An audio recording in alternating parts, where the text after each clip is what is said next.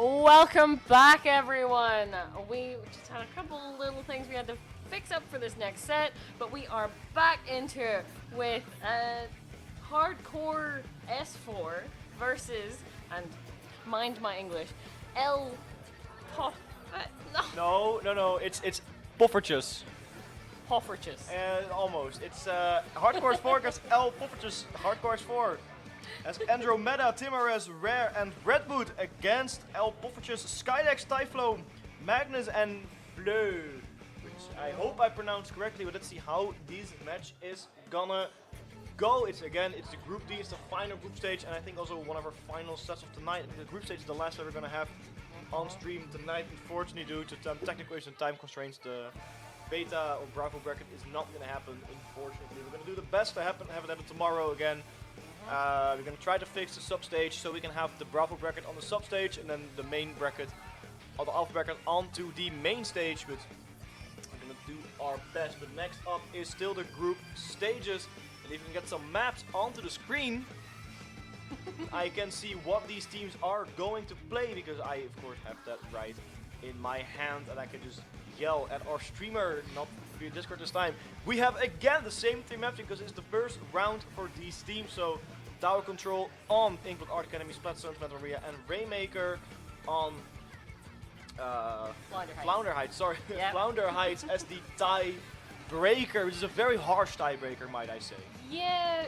To be fair, I think a lot of the Rainmaker stages, having them as tiebreakers can be quite like an oof to get to, but we have seen some, like, especially a very back and forth game on Rainmaker Flounder earlier today. So if we can get to that, love to see it. But we're gonna start yet again on Inkblot Tower Control.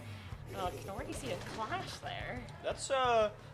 That's a very interesting pick, but especially with all the narrow little corners in Inkblot Art Academy, I can definitely see why you would pick up the clash. And of course, that Platinum Exuku combo is not something you really want to deal with. We see Typhlox going with an early flank with that machine, a machine against a machine onto the right side of the map.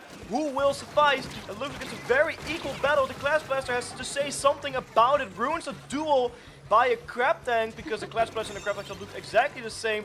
Tower is in control of L Poffertjes, who are slowly pushing to the first checkpoint. The Tri-Strikes are going to prevent that from potentially happening. Yep, yes indeed.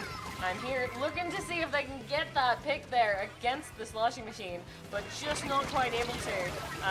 And there we go, that's 3 down for L Poffertjes. Cannot get that right. But this will mean that Hardcore S4 can have a push of their own, and they've already got lead here, but Tri-Strikes will slow them down just a little bit. Yeah, Tri-Strikes are very useful, special here to defend or to attack if you need to. And a couple players going down in the delayed wipe on the side of Hardcore S4 is again L Poffertjes' turn to get that lead back from Hardcore S4. They got the checkpoint.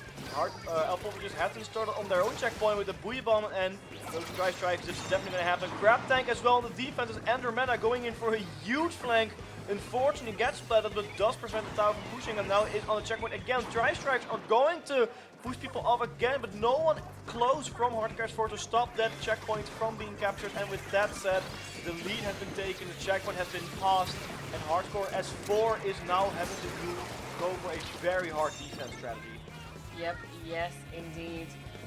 They really need to get L Poffertjes off that tower, and soon, because they're already nearing the last checkpoint here. This is not helpful for them. But it does look like they might be able to start getting close here, but they still players just keep going down. This is not what they need. No, they don't need this all. It's just very close. Hardcore S4 is doing their best to defend against the tower. Luckily though, they got the special they needed. They got the tower at least away from the final checkpoint, but it's still a very good push from L Poffertjes, who are using their specials to really go in the machine. Which does go down Typhlox, and now the Clash Blaster also being forced back into the middle of the map, but still on a very offensive strategy, but runs out of ink before they get to splatter. Now they got splattered here by Andro. That is super unfortunate there, because the Clash Blaster, that could have made a huge difference. Typhlox also getting splattered by that Andro. By Andro, sorry, by Andromeda as well. Andro is on a roll here. They're gonna throw some more Fizzy Bombs. This would be annoying. A Fizzy Bomb, of course, always sort of target use. It makes it more annoying with Andro going very strong here. Hardcore S4 looking like they are getting ready for a very big push. But Poffertjes is also very strong here on the defense. Going back a little bit to get a defensive position and then hold it back is a very strong way of playing. Yep, yes indeed. And yet again, they just really need to be on the defense here. They have such a good push, and especially compared to Hardcore S4's 72 here, they just need to make sure that Hardcore S4 gets nowhere near that, and it might just be that simple. They just have to play out these last minute and a half here, and just make sure that they can't get the push that they need. That is Hardcore S4. So it's still very much on the play for, and they just need to get a good number of people down without sacrificing the CM from their own team to be able to get that push going, but it depends on them getting that opportunity. It really does depend, but with a minute left, anything can happen in Splatoon. That doesn't look like good for Hardcore S4. They got one player advantage here, make that equalized fight now, but they are still very much in their spawn. It's not where you want to be in this kind of fight. The tower has been lost and going back into the center. Poffertjes is just looking for some opening. They want to create one. But here's Andromeda going for a huge flank, has the Booyah Bomb ready. That Booyah Bomb can do a lot of damage, goes onto that block, waiting for the perfect time to strike, jumps down, misses one unfortunately, and now in a fight against the Special Medic, gets splatted by Magnus. Magnus gets refragged by Rare. Rare can get another splat, no they cannot, gets refragged by the Clash Blaster. People going down left and right, but it's not in the way Hardcore S4 wanted it to be. Andrew probably wanted to use a Booyah Bomb, didn't have the time to do it, and now they're stuck in a spawn with only 20 seconds left. Yep, they need to get to that tower. But it is, at the moment, an equal fight. But are they going to be able to do that in the time given? They've only got about 5 seconds left here, and they're trying to get on this tower. Is able to take it, but has to fight multiple people. They have to be careful though. Is there anyone, are they going to be able to jump into that tower in time? It does look like that's possible, but are they going to be able to stay alive? That is a no. That is a no. That is very unfortunate for Hardcore S4, though they put up a good fight, so hopefully Manta Maria Splat Zones will fare a little different for them, because it looked like Poffertjes didn't have it in control all of the time. So maybe Hardcore S4 can learn from whatever they had to learn from this matchup and apply it into Splat Zones. Manta Maria, we just saw that with Lekkerback Track against Toxic Ice Cream, and that was a little bit of a disaster for Toxic Ice Cream. Hopefully it won't be as much of a disaster for Hardcore S4, who I believe are also a full German team, and I believe Poffertjes is also very much a French team, but I'm not entirely sure if all members are French. I know at least 2 are French. Yes, I am not sure about any of that. It does stand to reason looking at some of those names, and some of the knowledge that I have, that I think you're right, but who knows? But yes, do you think there's going to be any kind of change up at all?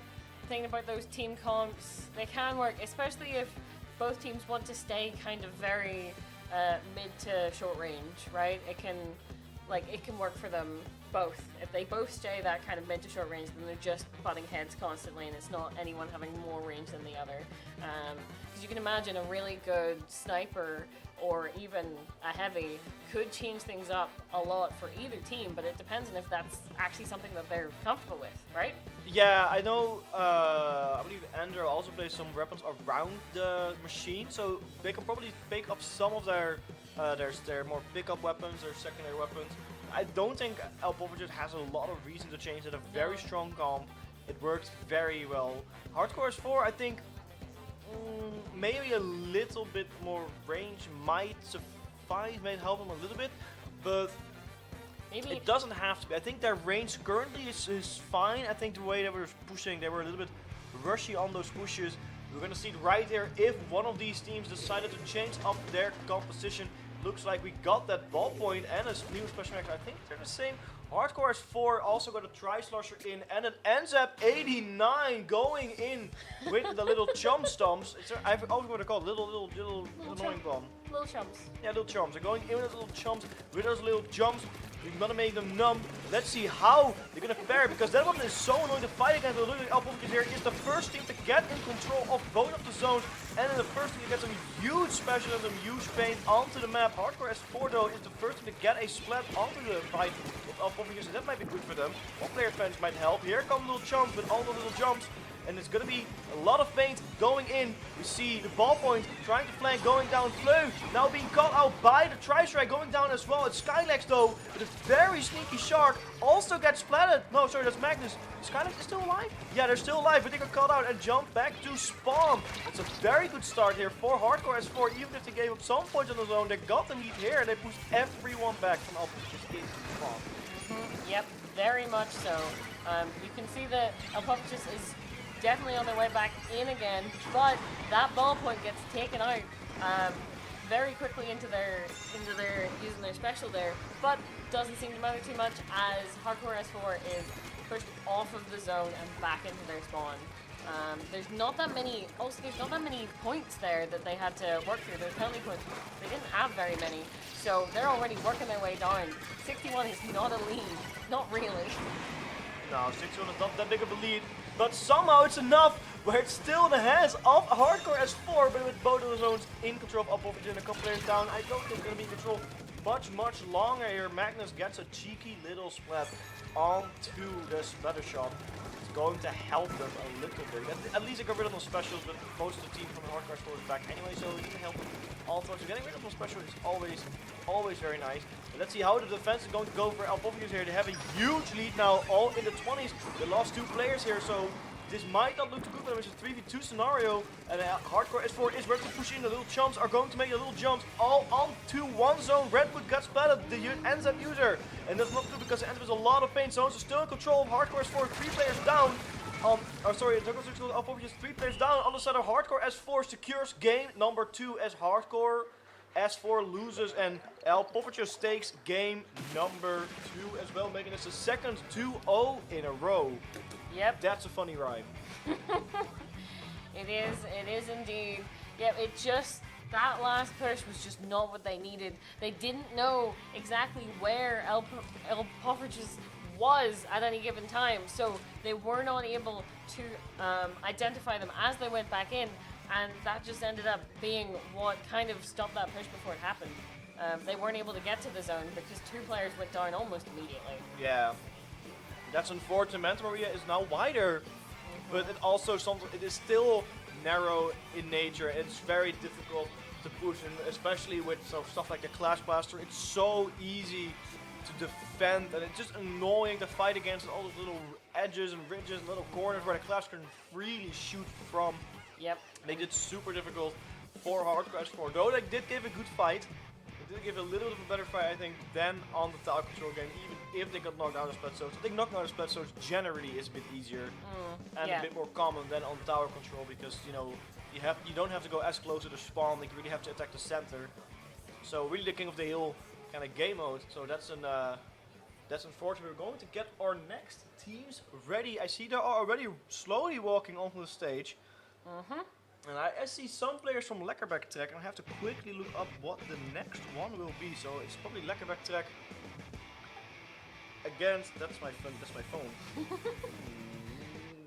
Will it be Lekkerback Track against Hardcore S4? Is that correct? Looking at my sources in the back.